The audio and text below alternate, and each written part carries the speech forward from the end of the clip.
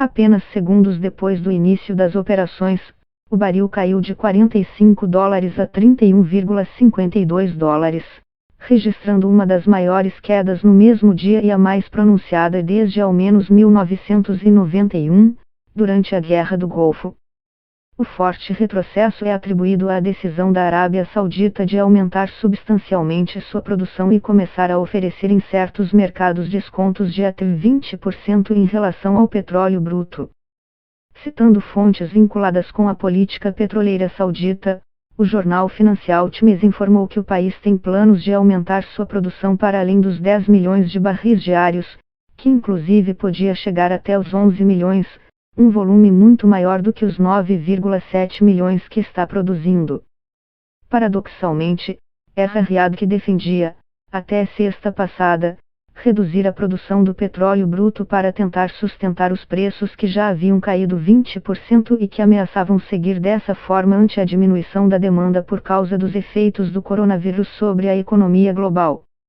A Arábia Saudita é o maior exportador de petróleo do mundo e é considerada uma líder não declarada da OPEP, Organização dos Países Exportadores de Petróleo.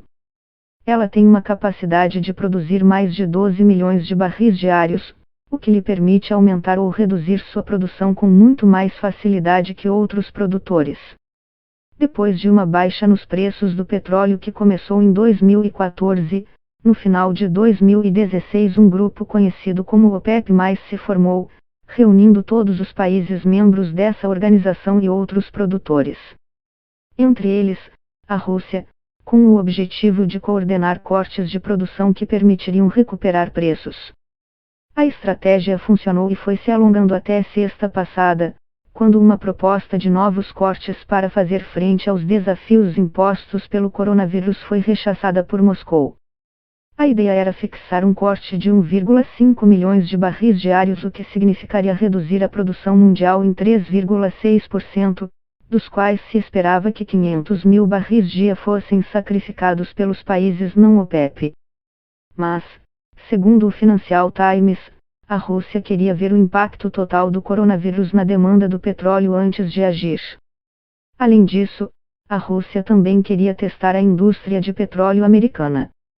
Para o país, reduzir a produção só ajudaria um setor cujo crescimento fez do seu o maior produtor de petróleo do mundo, roubando o mercado da Rússia. Dada a decisão de hoje em relação aos cortes de produção, a partir de 1º de abril, ninguém, nem os países da OPEP nem os que não são membros dela, está obrigado a reduzir a produção, disse à imprensa na sexta o ministro de Energia da Rússia, Alexander Novak. Sua postura foi considerada por especialistas como sinal de que a partir daquele momento cada exportador de petróleo bruto deveria velar por seus próprios interesses. Em declarações à agência estatal de notícias russa RIA Novosti, o secretário de imprensa da petroleira russa Rosneft, Mikhail Leontiev, classificou o acordo proposto na sexta como uma opção masoquista. Não tem sentido. Estamos renunciando a nossos próprios mercados, tirando o petróleo barato árabe e russo para deixar espaço para o caro petróleo dos Estados Unidos e garantir a eficácia de sua produção, explicou. Depois da ruptura do acordo na sexta, muitos especialistas consideraram que a Rússia estava efetivamente apostando em deixar cair um pouco o preço do petróleo para tentar debilitar os produtores americanos, que têm custos de produção mais altos e, portanto, podem ser vulneráveis ante uma queda contínua dos preços. Embora a Arábia Saudita também tenha na mira as empresas petrolíferas americanas, os especialistas acreditam que sua nova política significaria a abertura de uma guerra de preços contra a Rússia.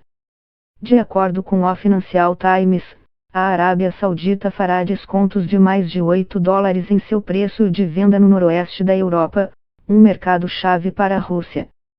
A Arábia Saudita está protegendo sua posição no mercado ante o colapso da demanda de petróleo, em um mercado que se encolhe e com preços muito reduzidos, disse Sadat Al-Husseini, um ex-vice-presidente da petrolífera estatal saudita Aramco ao The New York Times.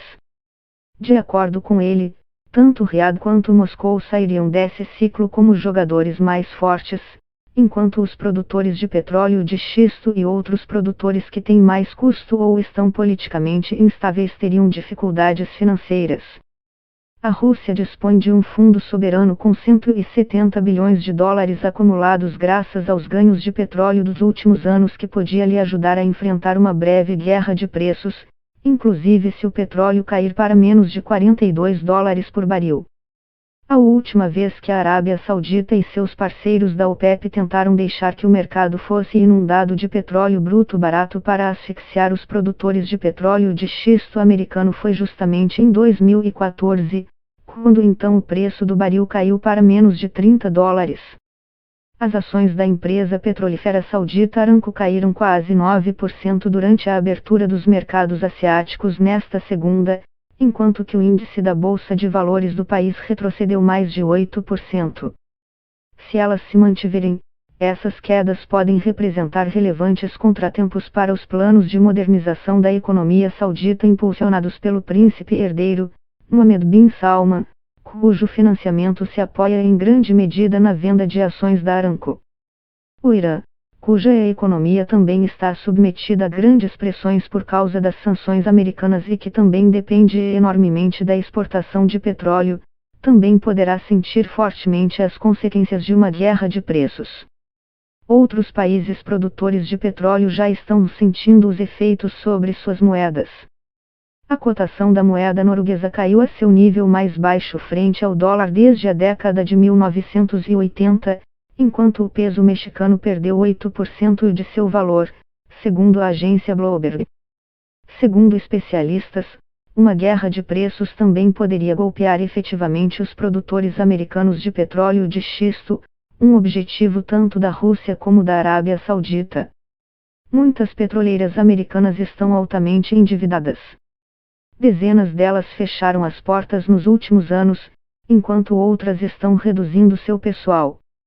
Em todo caso, o que está claro é que os únicos que verão um claro benefício em curto prazo são os donos de automóveis e as empresas de transporte que poderão encher seus tanques por menos dinheiro.